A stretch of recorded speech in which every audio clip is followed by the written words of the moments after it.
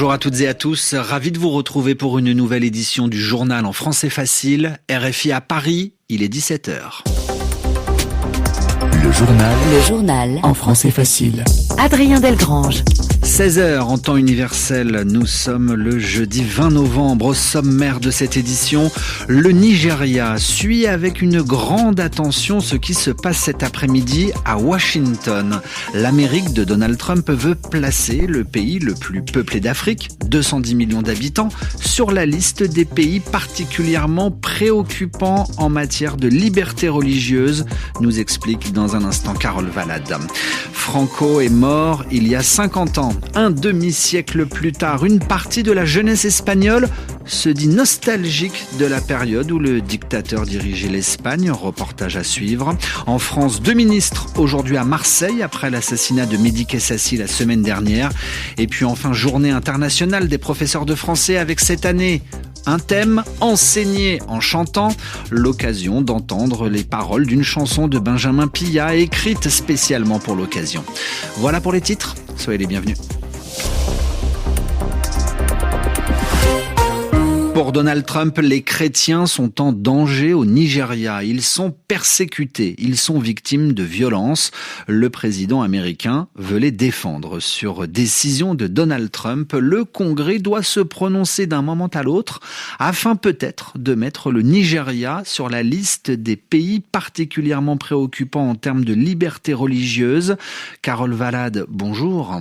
Bonjour Adrien. Expliquez-nous ce qui se passe cet après-midi au Congrès américain. Alors il s'agit en fait d'une audition publique à la Commission des Affaires étrangères du Congrès sur une résolution de soutien à la décision de Donald Trump de placer à nouveau, puisqu'il l'avait déjà fait en 2020, avant que Joe Biden ne revienne dessus, le Nigeria sur la liste des pays particulièrement préoccupants. Cette résolution, elle recommande 3 choses. 1. Une assistance humanitaire immédiate aux organisations religieuses qui viennent en aide aux déplacés. 2. Conditionner l'aide américaine à des actions concrètes du gouvernement nigérian qui doit préserver la liberté religieuse. Et 3. Prendre des sanctions ciblées, interdiction de visa, gel des avoirs, contre des individus ou des associations d'éleveurs ou de défense de la communauté Peul, par exemple. Cet après-midi à Washington, Carole, des responsables politiques nigérians devraient aussi être entendus. Oui, absolument, avec 2 messages principaux. Premier message, l'insécurité au Nigeria relève plus du banditisme et des conflits sur les ressources que d'un véritable problème religieux, ce qui est aussi l'avis des spécialistes du pays. Deuxième message, statistiquement, le djihadisme au Nigeria tue plus de musulmans que de chrétiens, ce qui est aussi l'avis du conseiller pour l'Afrique de Donald Trump, Massad Boulos, qui a vécu d'ailleurs plusieurs décennies au Nigeria.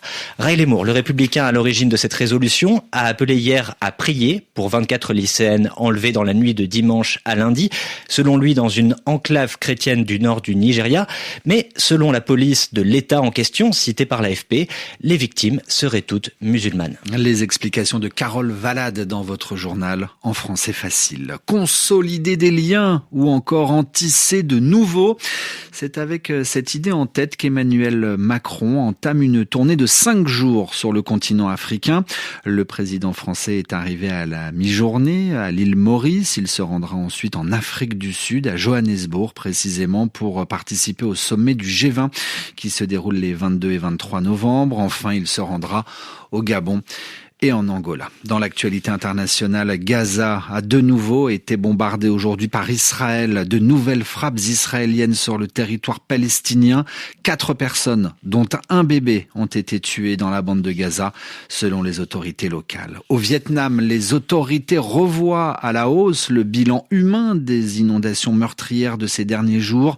41 morts, 9 disparus après le passage d'importantes pluies sur le Vietnam ces derniers jours. RFI à Paris, 17h04.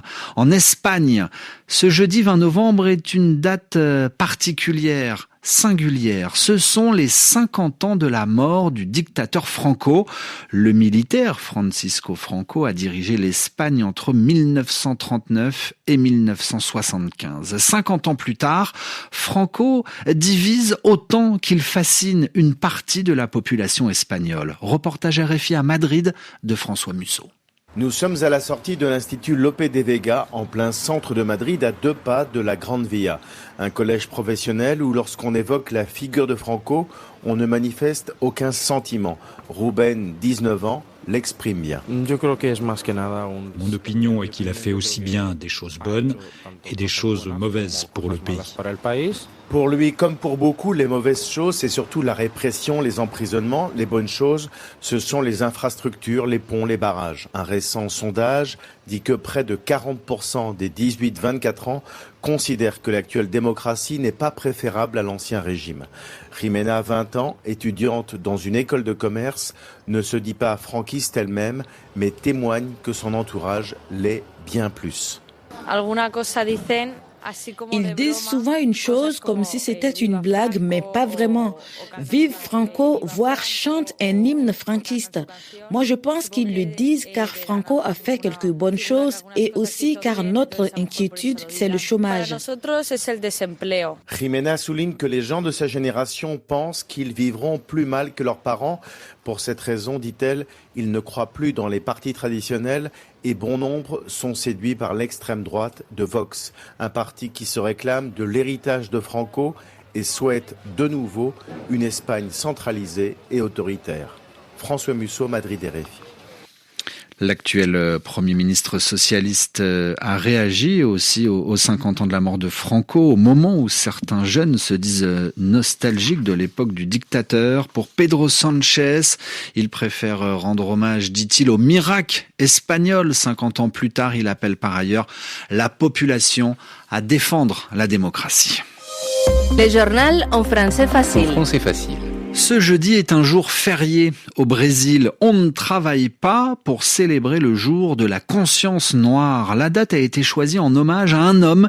Il s'appelle Zumbi dos Palmares. Il a été assassiné en 1695 par l'armée portugaise. Il est considéré comme le symbole de la résistance contre la puissance des maîtres blancs à cette époque.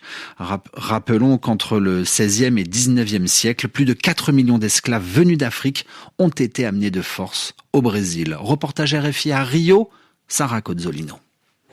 Nous sommes dans le quartier surnommé Petite Afrique où a débarqué près d'1 million d'esclaves à Rio de Janeiro.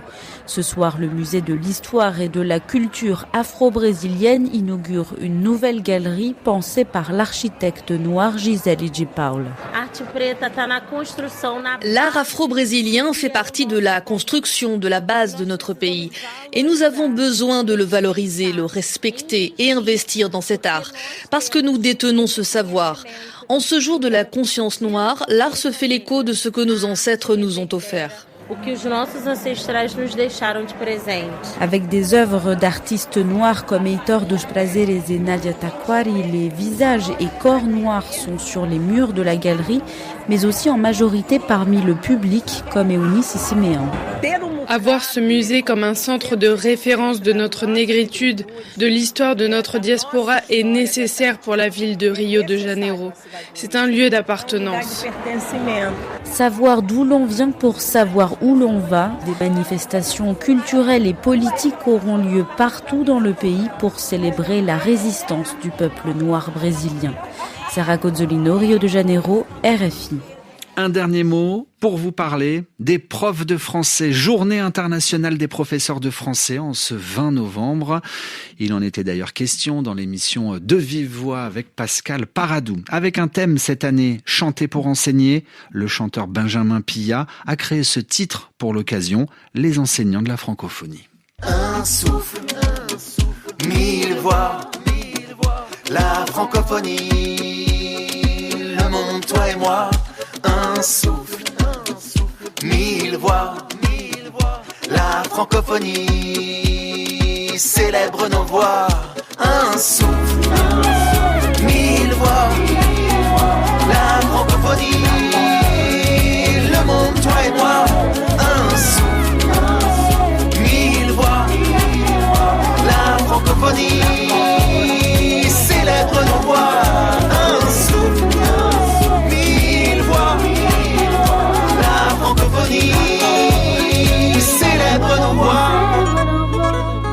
un grand merci Merci spécialement à tous les profs de français qui nous écoutent spécialement.